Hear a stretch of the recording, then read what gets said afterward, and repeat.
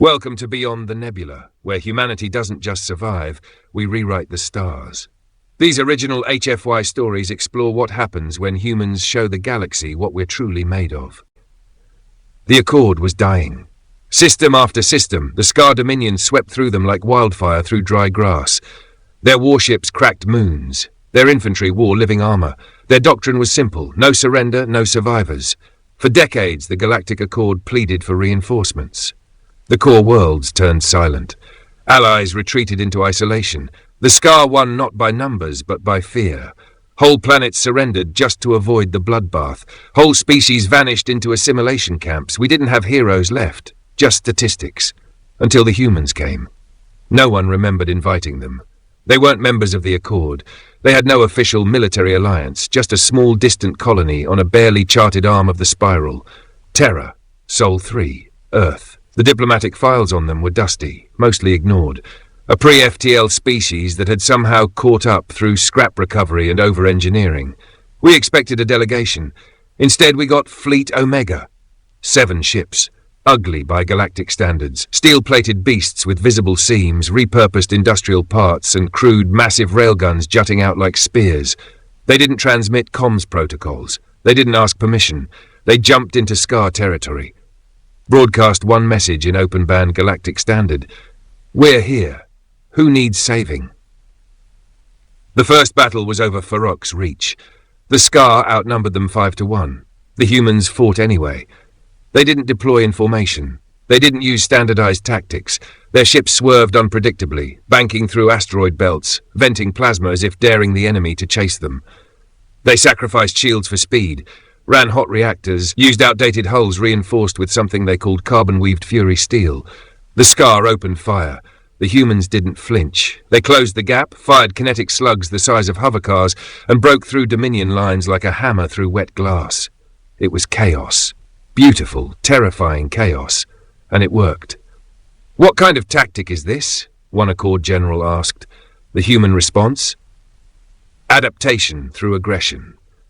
When we pressed for clarification, their admiral, a woman with a shaved head and a smile like a shark, leaned into the camera. "It means we punch harder, and we learn while we're punching."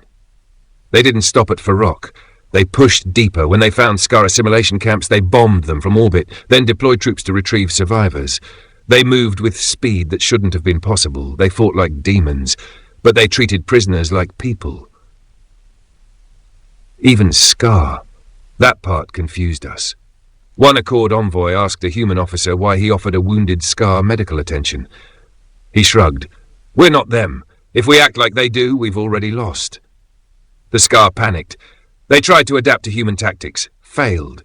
They attempted diplomacy. Were ignored. They sent infiltrators. One got through. Tried to sabotage the human flagship by hacking the nav systems. Didn't make it past the mess hall. Apparently, it's hard to go unnoticed in a ship full of people who know each other by name. After 5 months of direct conflict, the humans retook 6 entire systems, in 5 months. We'd lost those systems over 15 years. Their tech wasn't better, their ships weren't faster, their soldiers weren't stronger. So what was it? What made the difference? I'll tell you. They didn't fight for glory, or territory, or politics. They fought for each other. I met one of them on Arin Station, right after the liberation of Calix 9. Corporal Dev Singh, mechanic, tall, wore his jumpsuit tied at the waist and had oil smears on his face. No helmet, no medals. He was fixing a heat exchanger when I approached. "You're not military," I said, startled. "Nah," he replied. "Just got tired of watching." I asked him what that meant. He wiped his hands, looked out the viewport at the ruined surface below. "My little sister's school got vaporized by a Scar strike. No reason, just wrong place, wrong time. Earth wasn't even part of this war.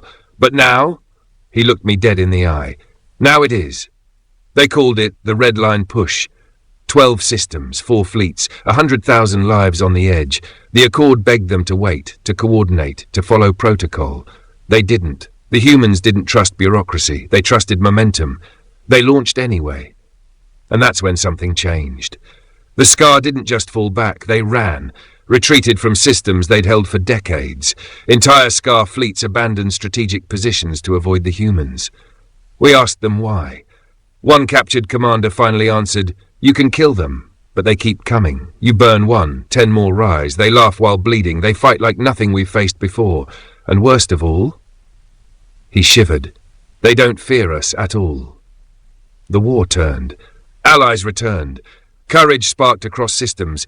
Even species long dormant joined the fight, inspired by stories of Terran madness, of Deathworlders who ran into fire, of humans who formed shield walls around civilians, of units that sang ancient Earth songs mid-charge, of medical crews who patched up enemies, because you never know who they'll be tomorrow.